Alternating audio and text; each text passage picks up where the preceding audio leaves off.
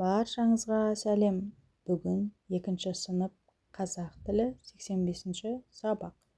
Егер видео ұнаса соңына дейін қарап, лайк басып, комментарий жазып, және де арнаға тіркелуді ұмытпаймыз.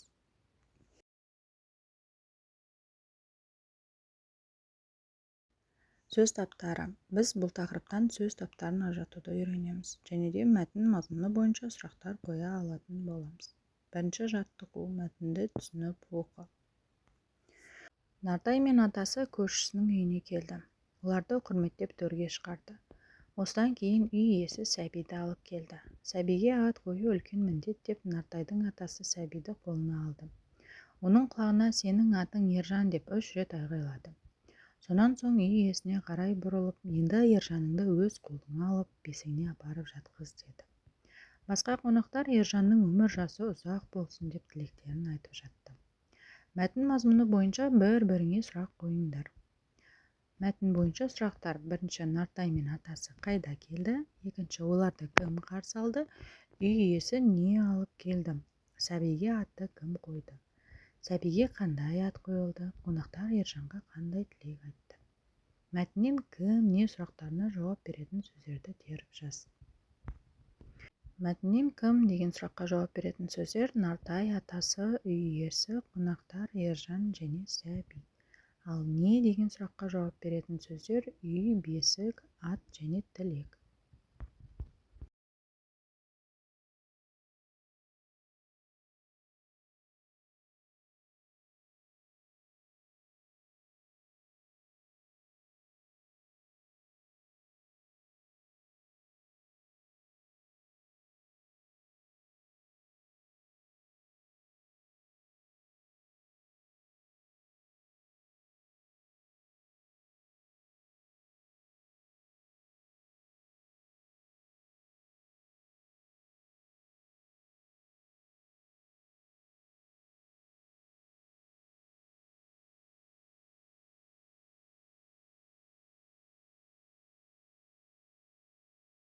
Келесі екінші жаттығу: сөздерді оқы. Ата, салт, дәстүр, қырық, үйренді, жеті, қызық, шілдехана, бесік, салды, үлкен, немере, жасайды, шақырды, қонақ, әже, кішкентай. Сөздерді кестеге орналастыр. Кестеде бізге кім, не істеді, қандай, қанша деген сұрақтар берілген. Осы сұрақтарға жауап беретін сөздерді астыларына жазып шықсақ. Кім, не деген сұрағына жауап беретін сөздер: ата, салт, дәстүр, шілдехана, бесік, немере, қонақ және әже. Ал не істеді сұрағына жауап беретін сөздер: үйренді, салды, жасайды, шақырды. Қандай сұрағына жауап беретін сөздер: қызық, үлкен, кішкентай. Және де қанша деген сұраққа жауап беретін сөздер: 40 және жетті. Міне осылай дәптерге әдемілеп жазып аламыз.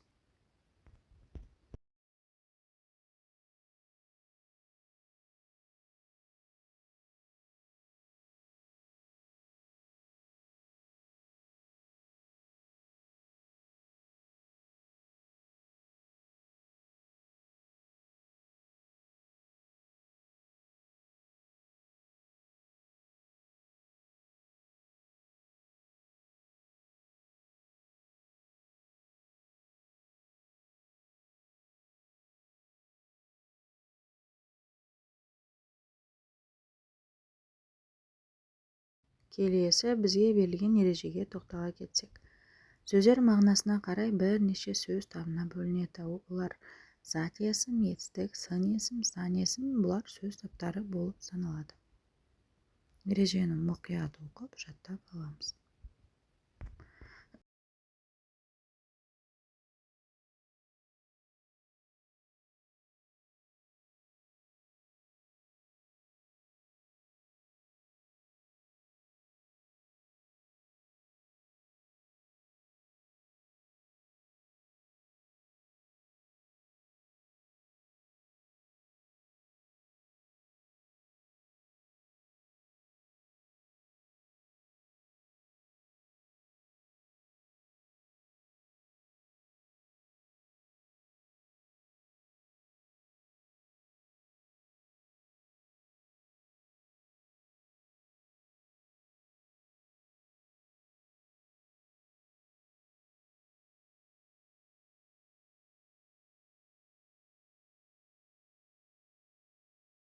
Келесі үшінші жаттығу. Жас баланы қалай атайтынын тауып жаз.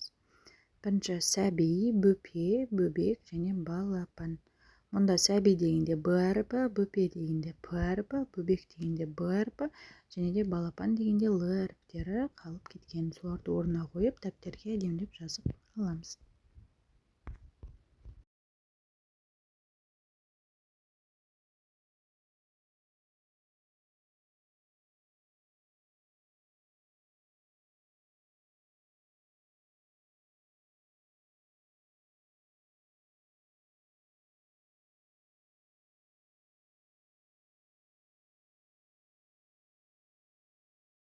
Келесі төртінші жаттығу. Кім сұрағына жауап беретін сөздерді бір бөлік, не сұрағына жауап беретін сөздерді бір бөлік топтап жаз. Мұнда кім деген сұраққа жауап беретін сөздер: іні, нағашы, ата, дәрігер. Не сұрағына жауап беретін сөздер: ойыншық, түлкі, қарға және күріш.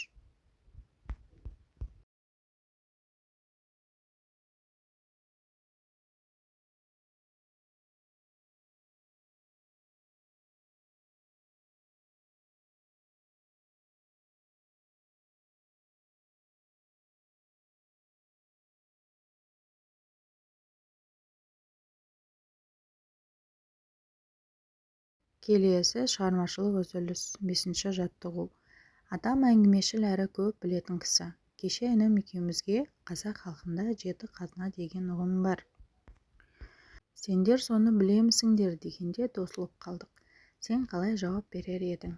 Қазақ халқындағы 7 қазына: бірінші ер жігіт, екінші сұлу әйел, үшінші ақыл білім, төртінші жүйрік ат, бесінші қыран бүркіт, алтыншы құмай тазы және де жетінші берен мылтық. Осымен бүгінгі сабақ аяқталды. Егер де видео ұнаса, достарыңызбен бөлісіп, лайк басып, комментарий жазып, және де арнаға тіркелуді ұмытпаймыз.